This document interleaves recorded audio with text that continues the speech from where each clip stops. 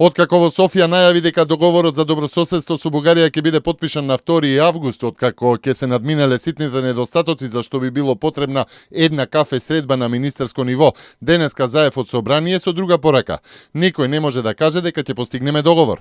Тој сепак вели дека договорот ќе биде потпишан на 3 јазици, англиски, бугарски и на македонски, зашто оцени дека потписот на бугарски премиер на договорот напишан на македонски јазик ќе значило и официјално признавање на македонскиот јазик од Бугарија.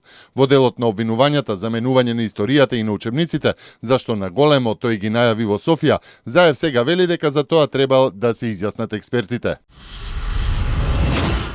Македонија при евентуален нов бегалски бран ќе постапува како и досега и нема да се градат кампови, нагласи Оливер Спасовски. Македонија нема да гради нови центри за бегалци. Оние во Гевгелија и во Табановце се доволни за истата намена при евентуално интензивирање на бегалската криза, рече Спасовски на 8-та ротација на полицискиот контингент од Словачка во присуство на амбасадорот на земјата Мартин Безак, кој нагласи дека за Словачка е важно балканската рута да остане затворена.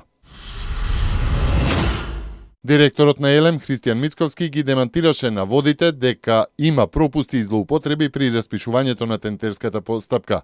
АД Елем ќе стави на увид целата тендерска документација за набавка на опрема за ископ на јаглен за рек Битола, за сите да можат да видат дека нема никаква злоупотреба кај овој тендер.